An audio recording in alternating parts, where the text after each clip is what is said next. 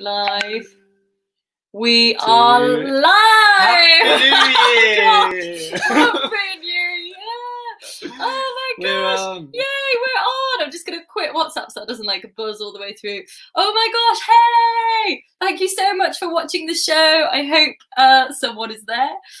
Thanks so much for watching the show. It was great that you did. Bobby and I had some Prosecco. I don't know what. Actually, it's white wine in a Prosecco glass. We're celebrating your first TV gig. Thanks. So rude. Sorry. Rude. Anyway, I don't think anyone's watching yet, so just us. Just us. I thought you said there was someone. No, I don't know, but I can see the number of eyes. Oh, there's 7 people watching. Oh, yeah. Hello. Hello, Hi, 7 people. Hello, 7 people. So, I'm Anna, obviously. I'm Bobby, not obviously, because I didn't really get much to do. Oh, Bobby. No, you're wearing a similar T-shirt though as the one actually in the show. But not the same. But not the same, crucially. I have lots of similar T-shirts. As but previously not one discussed. That's so great. Oh my gosh, everyone's here. Let's we've got Jen here. Hi guys. We've got Anil. Thanks for the show. Got Ed. Yeah, Ed's here. Woo. We've got Tessa. Lovely. Hello to you. Oh, thanks for a great show. You are welcome, Ed. That's good. I mean, I didn't do it tonight. It feels a bit Peter DeVille's in the house. They're all in the house. Get your questions in. Get your questions in. Yes, we can. Fresh in the memory. We can chat. We have prepared. Well, not prepared. We've like vaguely said. I haven't prepared. We could. Do you prepare your chats? I don't prepare my chats. I realise I've worn a top that is the same colour as the wall, which is a really good decision. Anyway, so yeah, this is the post show Q&A. Thanks so much for coming along. Really hope you enjoyed the show. That was Woman of the Year, obviously. What can we tell them about? How does it feel watching it back? A bit strange, actually. I tried not to watch the whole thing because I was like, that's a bit. It's like we're having a date night to watch ourselves, which is a strange thing. So we didn't do that, but yeah, so that was 2 years ago, almost to the day. Pretty much, fact. Yeah, it would have been. Yeah, and I think that there's definitely points in the show where I have found more jokes. Is I think the best way to put it. You also cut some jokes. I've also cut some jokes. Kill your darlings, yeah. The most obvious bit of change for me is the Bianca career bit has gone, and instead I do some dating advice and I actually climb on audience members' knees, which is quite good. So I think over time I got more confident. That would have got cut again now, obviously. That would have got cut again now, yeah. Tricky time. I was quite enjoying just watching a room full of people. Yes, that was nice, wasn't it? And that guy at the front row, who I really didn't know, but he just was really fully involved. He seemed like a plant, didn't he? He was so enthusiastic. We've had some more people. We've had Claire Black says hello. Hi, Claire Peter Black. DeVille says we love the show. Anil asks, were there any characters you came up with that didn't make the final cut? Well, Anil, good question. Great question. There was. There was. Jodie. Jodie was a Scouser, obviously, or maybe not obviously, I don't know. No, Jodie was a schoolgirl that wanted to be Gandhi as a career. And you know, if you laughed at that, that's probably about as funny as it got. The joke was that, and that was the joke. Yeah, no, she was fun. It was too long. 5 characters twice was too long for Edinburgh, and I don't want to get all technical and drowsy, but she didn't really make sense, as in we weren't quite sure if she was just totally thick or if in some parallel universe it's possible to become Gandhi. I think she was just thick. Yeah, the fact that I wasn't sure was a bad side, but yeah, I mean there were some nice lines. There was I sang, what did I sing? I sang Go the Distance, and I made everyone like wave their phones in the air. She was a sort of Instagram-y teenager, like. Well, she was like a bit of a rebel, yeah. with a sort of. Well, it's all about recycling. She was a bit of a recycling warrior. So anyway, but she appeared in Brighton, and in Newcastle. She also amazingly appeared in a different form in our Friends show. Oh yeah, didn't she? We have some friends who are in a sketch group called Just These Please, and they had a sketch about a Scouse teenage girl she was in a careers appointment, and they're like, so what do you fancy as a career? And she's like, my name's Josie and I want to be the Pope. We were like, what? We were like, sorry. And it was like a year ago, my name's Josie and I want to be Gandhi. And we were like, and then what did you say to them afterwards? Don't know. No, you were like, oh yeah, Anna had a character, but she cut it. I was like, yeah. Oh, brilliant, that was good. That was good. We had that idea, we didn't go with it. Yeah, honestly. We didn't go with it. We have better ones. So, yeah. Maybe we should introduce what we do. So, what did you do on the show, Bobby? Well, Anna was the show, as you might have watched the last hour. I suppose I was like, you might have seen me on the piano, and the kind of cinema voice, the voice, that was me. Yeah, I needed a bit of technical skullduggery to make that happen. But yeah, that was the voice. And then, I don't know, the following year when we did it, I ended up doing the sound and the lights as well. Yeah, gradually as time went on, I was like, Bobby, could you just, we don't have anyone to do the sound. Do you think you could just do the sound? So it'd be like, okay, so you'd sit with a laptop. Like, normally people hire extra sound engineers, but in Edinburgh, that's kind of not really your whole budget. And also, when your boyfriend can do it, you just give me the lighting thing, it'll be fine. Yeah. And then you end up doing that's it. Yeah. So you end up doing the sound, the lights, and the piano, and also front of house. Actually, last Edinburgh, pretty much. Definitely in Adelaide. Definitely in Adelaide. Okay, let's talk about the front of house Adelaide. But yes. But to be fair to Bobby, he's also a bit of a script editor, because I would often read things to you and be like, I've come up with something really funny. Do you want to hear it? And you'd be like, yeah. And I'd read it, and you'd be like, that doesn't make sense. I'd be like, oh, just laugh. Would it kill you to laugh? So actually, but that's helpful. It would kill you if I laughed, because it would. If I laughed, then you would have kept it in the show, and then no one. Fine, thank you, very good. Anyway, yeah. But the show, so yes, this is it in its first go in Edinburgh. But I decided to write it because we met doing News Review. So News Review is a sketch comedy show about the news, and so I've done quite a lot of that. And then I actually in 2017 I did a show called A Monk's Tale, and that was written and directed by a guy called James Carey, who is now a lovely friend, and he writes for the BBC. And I kind of had a bit of an itch that I wanted to scratch, that I wanted to go to Edinburgh and do a one-woman show, but I didn't really know if it was possible or how to do it. And he basically was very encouraging and said, I'll help you do it, and I'll kind of read your scripts and give you a bit of feedback. So I just thought 2018 is the year, so I just kind of knuckled down. This was before I had the position of chief script editor. Absolutely, yeah. You said you got promoted. So yeah, so 2018 was the year for that. So, and I think the kind of aim. That was this show. It's kind of amazing. It's only 2 years ago. Yeah. Where's it been since then? It's been. I know you're asking this question. I just been to. Where's it been? Well, lots of places in the UK. Many. What are some of the highlights? Ludlow. Wylam, also a perk. Yeah, that was good. Brighton. Saffron Walden. Big up Saffron Walden. Newcastle many times. And also Adelaide, the Adelaide Fringe, when I won an award. What? I mean, if you don't know that and you're watching this, my goodness, you've done well to avoid that information. That's all over Facebook. Anyway, and then all over Facebook. I will use this. No one shuts up about it. No, is it I? Well, no. Is it? Oh gosh, it's not like right, Dave. No, it's me. Just saying it for myself. Anyway, there's actual questions. Right. Great. Claire Black says, question from Stuart. How long did it take you to choreograph Ruth's dance? And how many times did you get it wrong, if ever? I'd say choreographed is a stretch. I'm not sure. Did you do it with Neil? I mean, that isn't. I think I just faffed about, and then some of it stuck. The wave. One of the lonely days in the living room while everyone else was out of work. It's probably that, isn't it? My neighbours. The is a live that stayed. That move. The live. You know.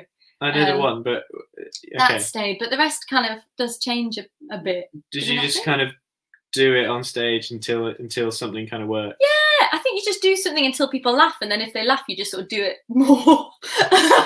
That's how comedy works, people. Comedy works. But I suppose for something like that. The Guidebook of Comedy. The Guidebook of Comedy. But if you do something physical and people laugh, then if you just do it more, it's kind of.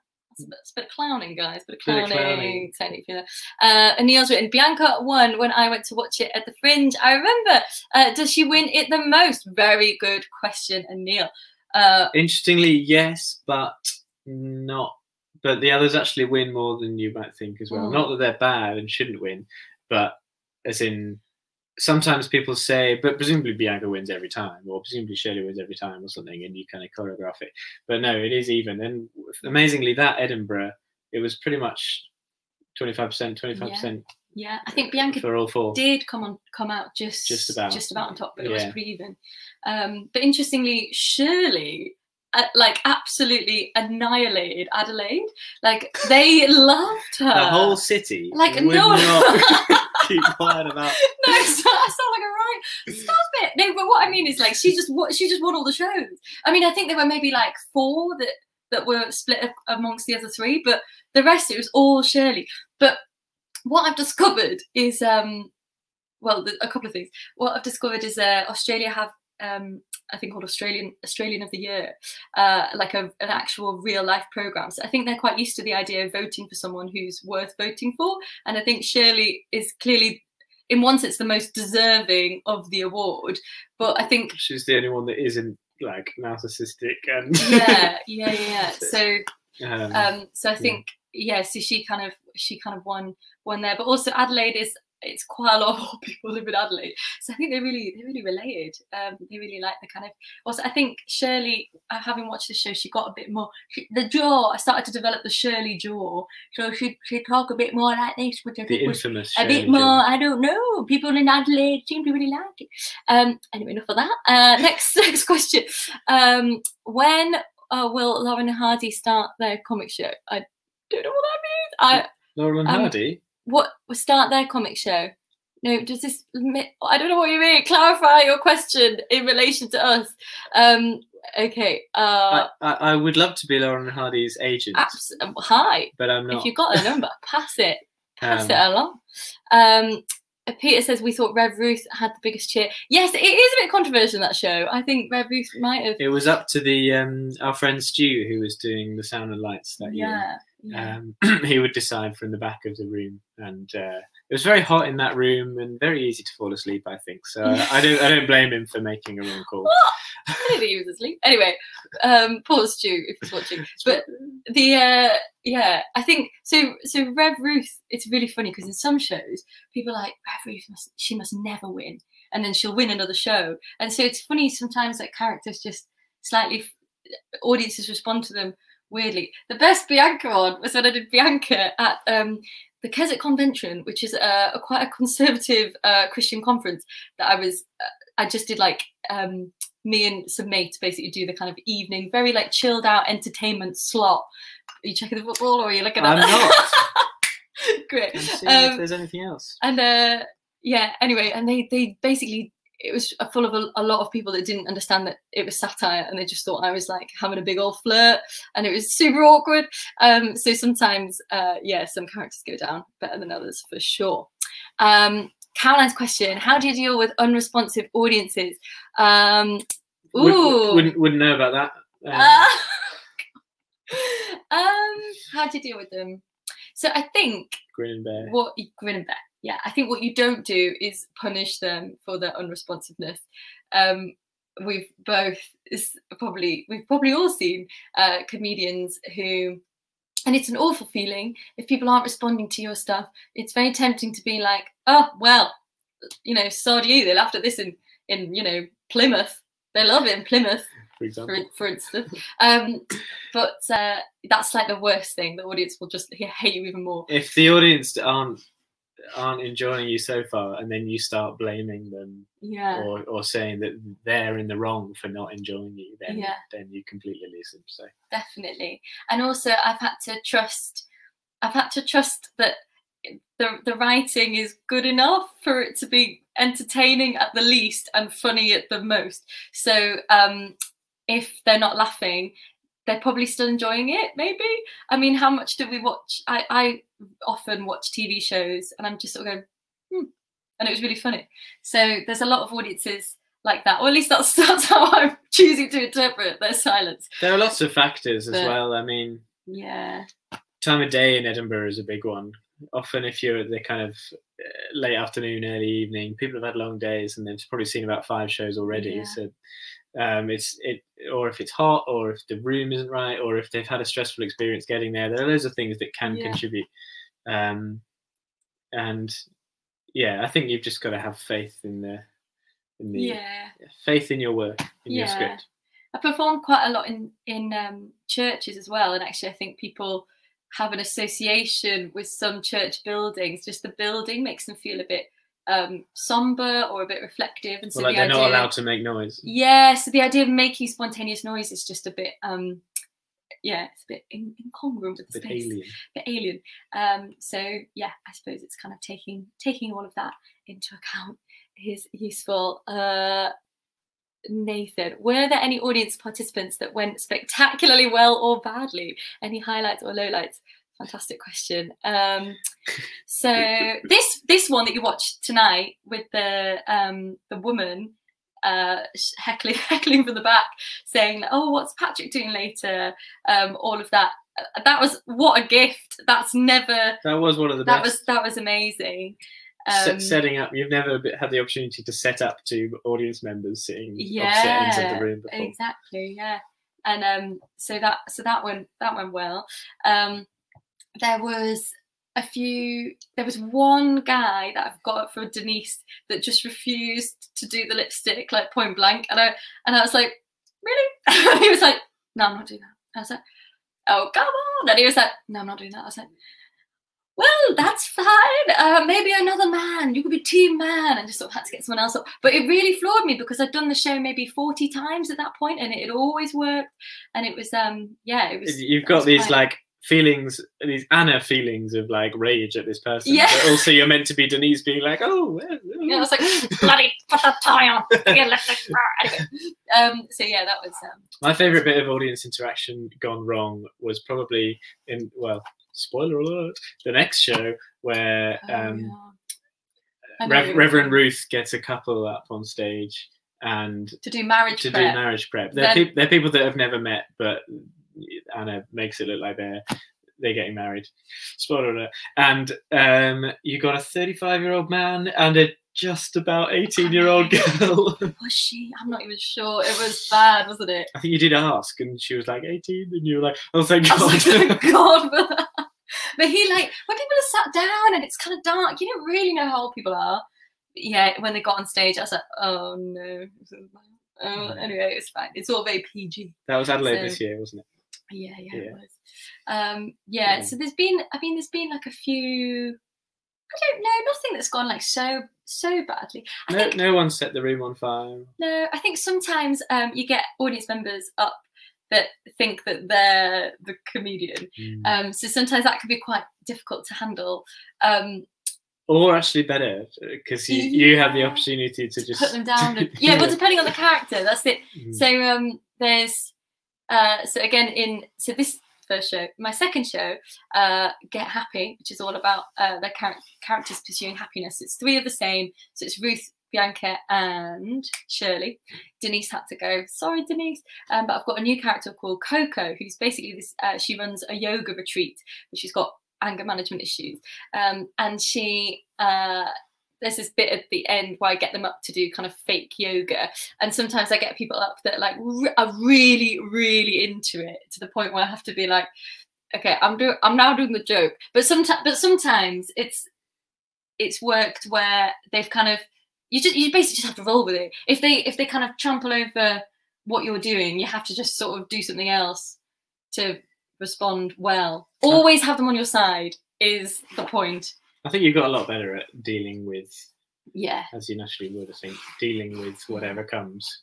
I think I've also learned that, what I learned in Woman of the Year was actually the real gold, is those moments of audience interaction. So actually I built quite a lot of them into the second show. So if you thought that was bad, the second one is a lot more.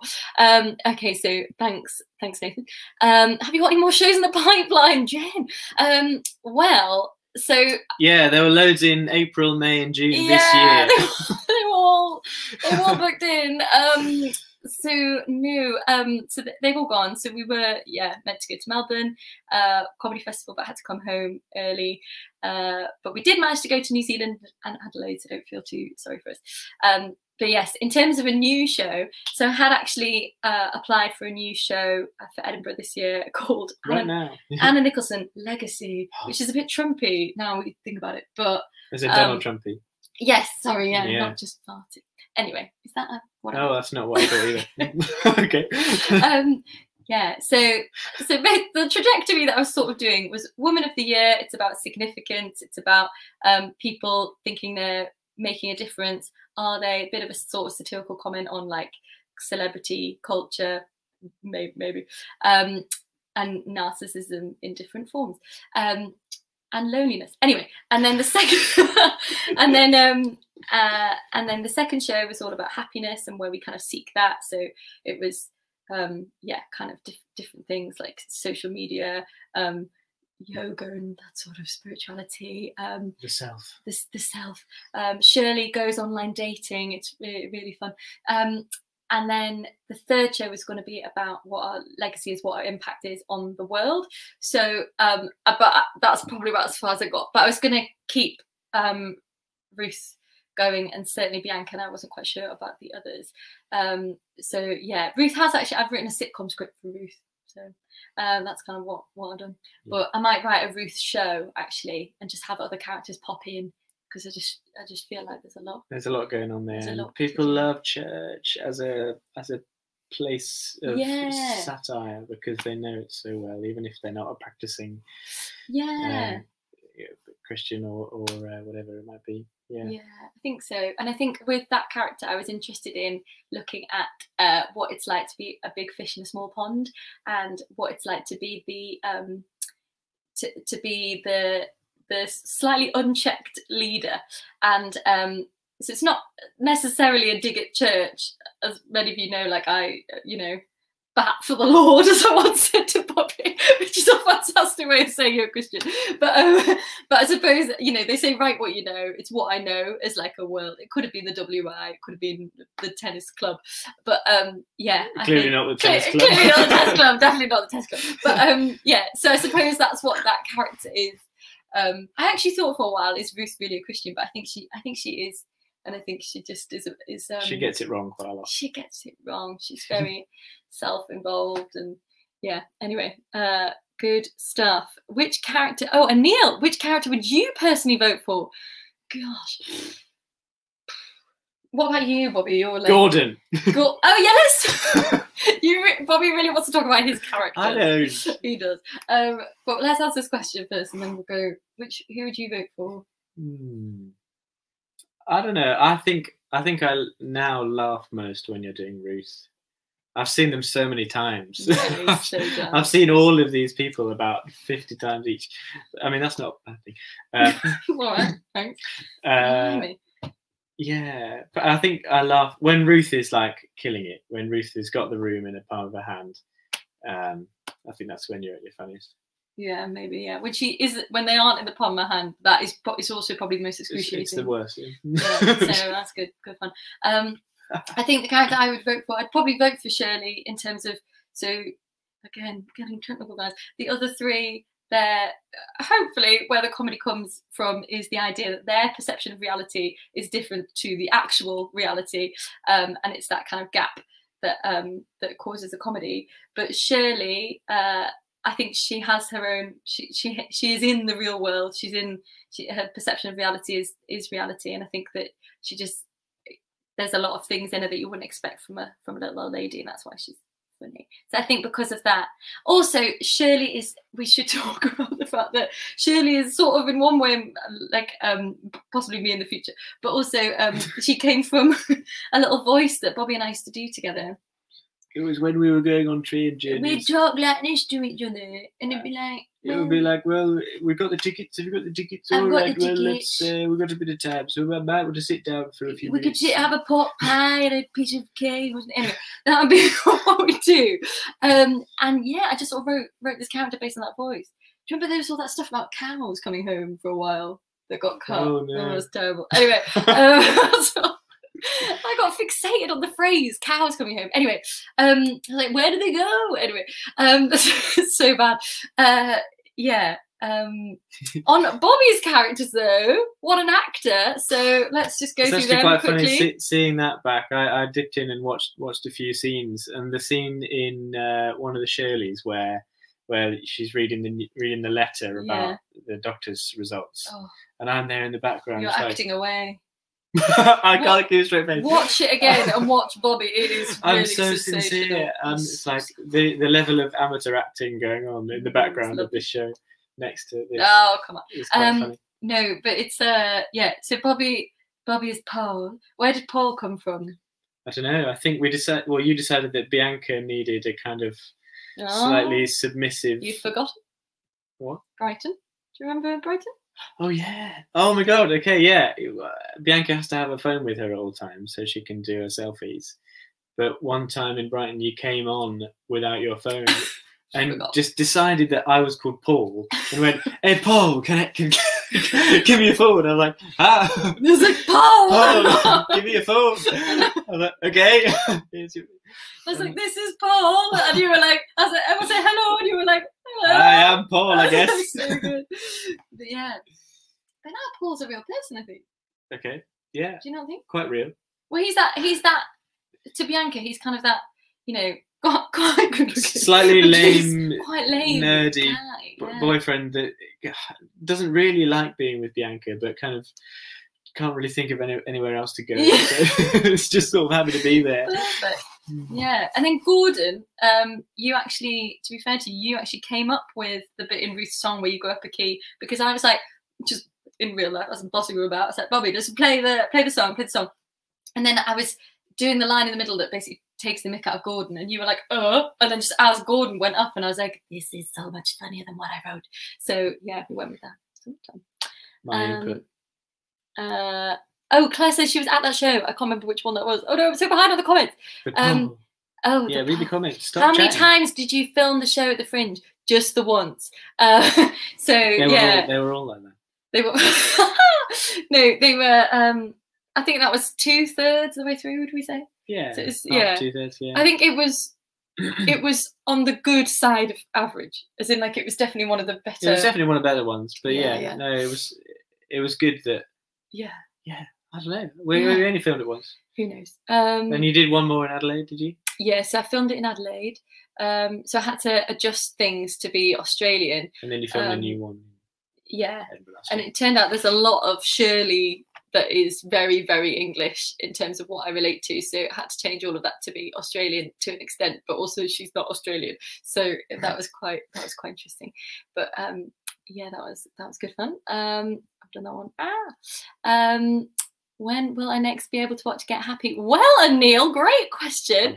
I think what I will do is I'm going to do the same thing with Woman of the Year, do a little premiere of Get Happy and put that on YouTube.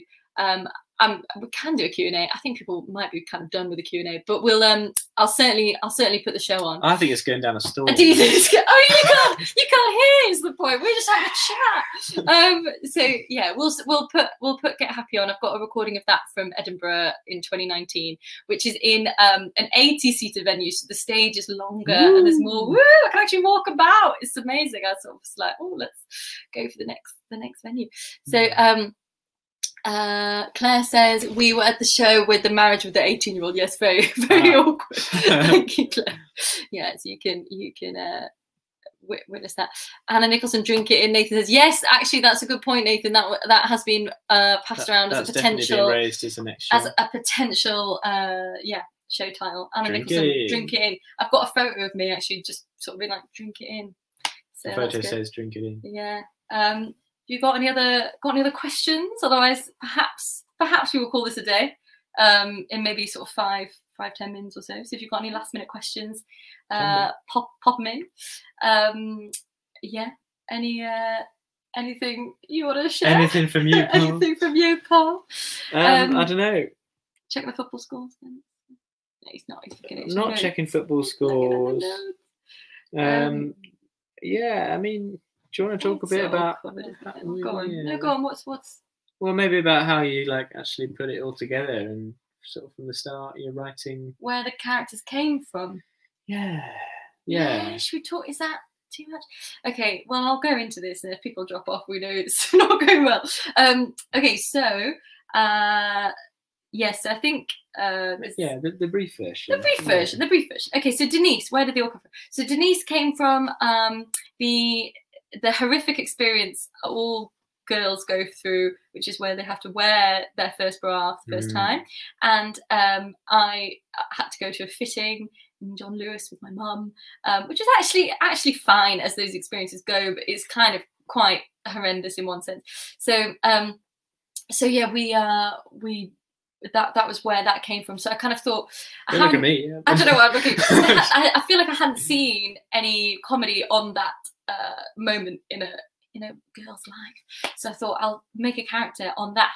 So yes, I did. So that's where she came from initially, but then I think it morphed into yes, this sort of old-fashioned values kind of woman. And I realized that actually she's a very lonely person. When we rehearsed her for Adelaide, I had rehearsals with the new director who she was amazing, and she made me do little extended improvisations of the character. So I sort of went around and did like a day in the life in like 10 minutes of that character, and I realized that Denise really didn't have a lot going on in her life, but I'd sort of written this quite funny, quite kind of upbeat, perky person, but actually all the stuff's in there about like Katie Jones and the restraining order and all getting the chance to get the Hoover round. Yeah. So she's quite a lonely person. So I think the kind of theme for all of them is this kind of comedy, tragedy. They have one version of themselves that isn't the version of other people, and actually they're all trying to gain significance and fill a bit of a hole in all of them. That's something's missing, and they want some kind of recognition. So not so much in Shirley, I think, for the other three, but yeah. Bianca started pretty much as a Cheryl Cole impression. Yes, that's true. So you were there in more than it was in News Review where we met, and Anna wrote this sketch about, what was it, the 2017 election. It could be anything, to be honest. It was like I could do a Cheryl Cole impression. That's just. I think if we were short of sketches, Anna would just be like, I could just say what Cheryl might say about this. Yeah, that was basically it. So so I did that, and then that kind of morphed into Bianca, and it's kind of the Geordie Instagram obsessive. All that, and again, because like I'm from Newcastle, she's probably, they're all kind of versions of myself is the point, and she's probably that version of myself, like if I was like that super duper confident and stuff. So and also just quite mean and lonely. Gosh, Bianca is lonely as well. Anyway, that's Bianca, and then Ruth. Ruth is very much the influence of David Brent in The Office. I think now that I've said that's probably very obvious. I don't know, but all of these voices are voices that I already kind of did. So I suppose it's once that fitted the voice to a persona.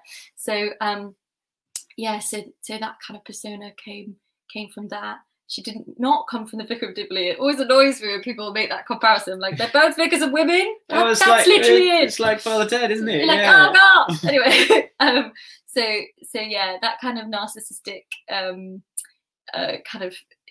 sort of love to hate her type character. That's where she came from. And Shirley, as we have mentioned, is essentially this voice that Bobby and I used to do together. Old people on a train voice. Yeah, and very much a kind of Alan Bennett-esque. Sort of style, talking head kind of style. Head style. So that's maybe the one that is slightly on our own, but hopefully brings a bit of grounding to the proceedings. Who can say? So that's lovely. Anything else going on here? Oh, Nathan says it's 0-0, Bobby, relax. So that's good. Okay. That's great. Thanks, Nathan. God. Peter says, thanks, guys, for a great evening. Cheers, Peter. He's gone, I think. I assume, but thanks for coming. I think we've come. I think we've covered everything. And Neil just says, which did you prefer out of acting in Amongst Tale and Woman of the Year? I couldn't possibly answer that, Neil. But it's well, I think different things. Amongst Tale was so good to be with other people, a larger company than just the two of us. So that was always nice to. Sorry. Clearly not enough. It was nice to have a gang, isn't it? So yeah, but I've also enjoyed the challenge of doing my own show. Anyway, thanks so much for joining us. Thank you for joining us. I think that's probably about enough. Yeah, really hope that's been interesting. Don't know. The crowd go wild. The crowd go wild. All right. Thanks so much. And if you're interested in Get Happy, I will put that on and you can watch that, which is the second show, as I say.